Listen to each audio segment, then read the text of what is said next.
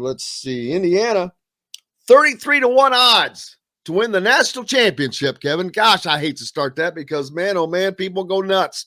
I think that's 12th best, something like that.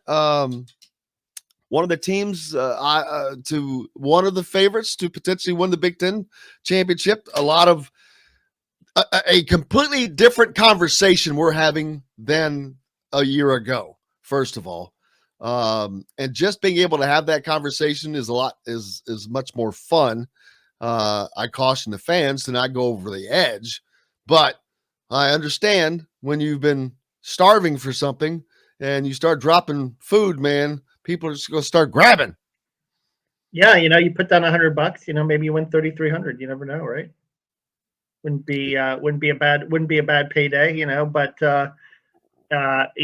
is this a national championship team? Well, you never really know at this point in the year, but might be a worthwhile take a worthwhile shot on it. But they were 66-1 before Trey Jackson Davis announced that he was coming back. So the odds, doubled with regards to that, and it's going to be it'll be fascinating to see if what kind of season they're going to have. You've got some big expectations, and certainly we had Indiana had big expectations in football the year before, and it didn't pan out. So, but football is certainly more of an injury sport than basketball. So, you just got to keep your fingers crossed that basketball wise they stay healthy and that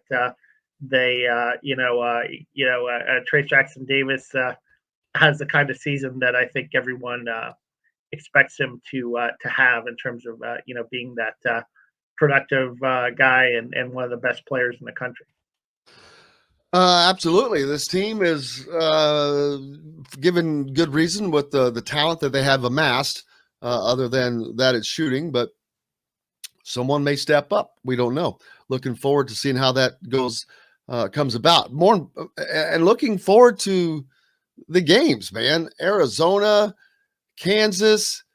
There's going to be others. I promise you, the ACC Big Ten Challenge. They're going to make that a good one. So it's going to be a fun season. It's going to be a challenging season for Indiana too, though. They're going to have a lot of opportunities, and I don't expect them to conquer them all, but you've got to come out to where you've battled and you've competed, and they've got to win. I think they have to go 500 in that group of 4 games, and if they can do that, that's a win to me because that shows that they have really, really come a long, long way. Yeah, exactly, and I think you kind of like being battle tested. There's something to be said for that in the non-conference schedule. Having that because that way when you step into the conference, it makes that transition a little easier. If you remember last year, certainly, and you had you had the 2 games in December with Wisconsin, the game that you look back on, they probably should have won. I mean, they're up 22 points. You had the Nebraska game where you won pretty easy going away in your first Big Ten game in December. But then stepping into January and playing all those non-conference games where you had a softer schedule, and then you go to Penn State and you lose at Penn State, which was pretty disappointing as well.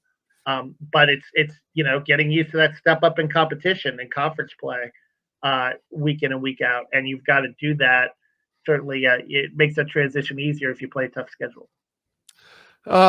Speaking of tough schedule, Rick Bozich had a tweet that, and Rick will be on with us tomorrow, but that Louisville's coach Kenny Payne said that Mike Woodson and Penny Hardaway, which that's funny. I didn't know he still had a job. Penny Hardaway and Mike Woodson have both called to schedule a game for next season.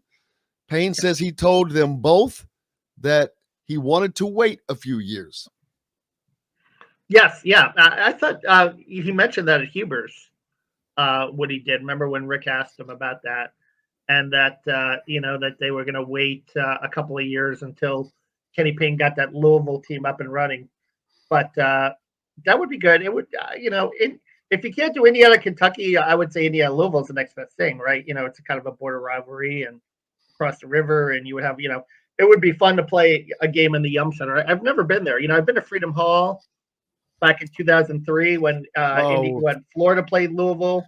Freedom Hall is for as old as it is. It's a good place to watch something. I saw Van Halen there in 1984, and lots of other concerts. But the Yum Center is built for basketball, man. It's an NBA type arena. The only thing is I hate the exits. But other than that, I've seen a lot of concerts there. But yeah, it's been used a lot. I mean, the NCAA has been there multiple occasions. They're going to be there again this year coming up. Actually, it's going to be the South region. It's going to be the Sweet 16 Elite 8 site. So, fingers crossed, hopefully if you're Indiana and you can get in that region, that'd be a nice little home crowd there. If you could play in Louisville, if you can make it to that point, you'd be shooting for that South region again. That's what, everyone says, oh, the regular season's not important in college basketball, but man, if you can have a good regular season, get a top 4 seed, get a geographically desirable where you could play, say if you're a team like Indiana and you could play in Columbus and Louisville, not have to get on a plane. You remember last year what happened when they barely squeaked in? They go from Dayton and fly across the country to Portland. That was ridiculous. That's how the NCAA does it, is that you penalize the teams that just get in as opposed to, you have to have the good regular season to have the favorable travel.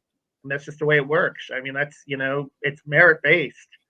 So that's why it's important for Indiana to have a good regular season and create an opportunity where if you're playing in Columbus and Louisville, man, the number of Indiana fans that'll be there and how that works to your advantage, I think is, I remember back in the day covering Florida, and they had some kind of string where they were like 11-1 when they played NCAA tournament games in their home state, be it Tampa or Orlando, and they would set themselves up to do that by being a top 4 seed, and that's how you do it. So that should be the goal for Indiana this season, is to have the kind of regular season where you're a top 4 seed and you have a geographically desirable path in the NCAA tournament. Makes it a lot easier.